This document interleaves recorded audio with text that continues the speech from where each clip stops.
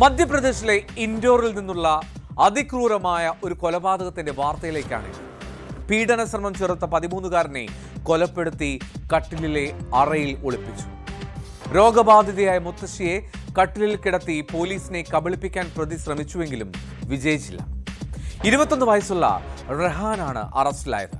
CCTV ദൃശ്യങ്ങളാണ് ഈ കേസിൽ നിർണായകമായത്.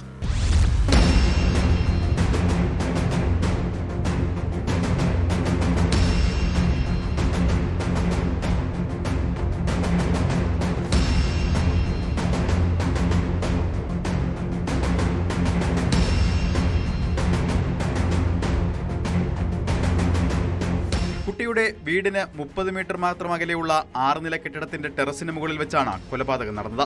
കുറ്റകൃത്യം മറച്ചുവെക്കാൻ മൃതദേഹം പിന്നീട് 4-ാം നിലയിലെ ഫ്ളാറ്റിലേക്ക് മാറ്റുകയായിരുന്നുവെന്ന് പോലീസ് പറയും. 8ാം ക്ലാസ് വിദ്യാർത്ഥിയായ കുട്ടിയെ വെള്ളിയാഴ്ച രാത്രിയാണ് വീടിന് മുന്നിൽ നിന്നും കാണാതായത്.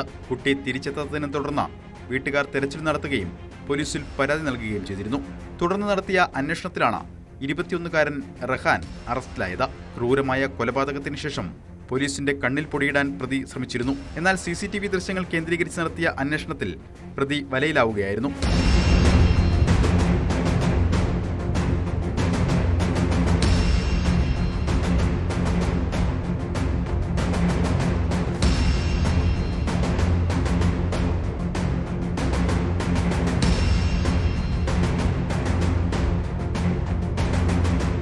ലൈംഗിക പീഡന ശ്രമം കുട്ടി എതിർത്തതോടെ കയർ ഉപയോഗിച്ച് ശ്വാസം മുട്ടിച്ച ശേഷം ഇഷ്ടിക കൊണ്ട് മുഖം തകർത്ത് കൊലപ്പെടുത്തുകയായിരുന്നുവെന്ന് പോലീസ് വ്യക്തമാക്കി. പിന്നീട് മൃതദേഹം 4-ാം നിലയിലെ ഫ്ളാറ്റിൽ കട്ടിലിലെ അറയിലേക്ക് മാറ്റി.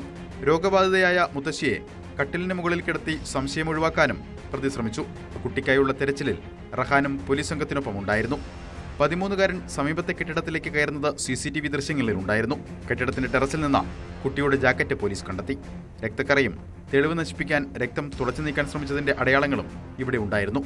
റഹാന്റെ പെരുമാറ്റത്തിൽ സംശയം തോന്നിയ പോലീസ് ഇയാളുടെ കയ്യിലും കഴുത്തിലുമുള്ള പോറലുകൾ ശ്രദ്ധിച്ചു. ജോലിസ്ഥലത്തെ യന്ത്രത്തിൽ തട്ടിയുണ്ടായ പരിക്കാണെന്നാണ് റഹാൻ അവകാശപ്പെട്ടത്. കഴിഞ്ഞ 4 മാസമായി ഇയാൾ ജോലിക്ക് പോയിട്ടില്ലെന്ന് പിന്നീട് പോലീസ് കണ്ടെത്തി. തുടർന്നുള്ള ചോദ്യം ചെയ്യലിലാണ് റഹാൻ കുറ്റം സമ്മതിച്ചത്.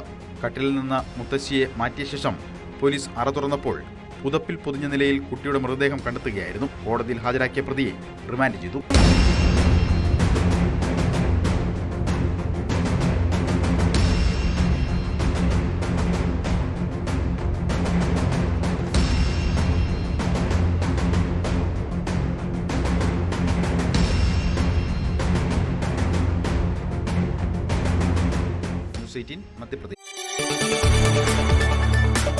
കൂടുതൽ വാർത്തകൾക്ക് News 18 Keralam YouTube channel subscribe ചെയ്യുക.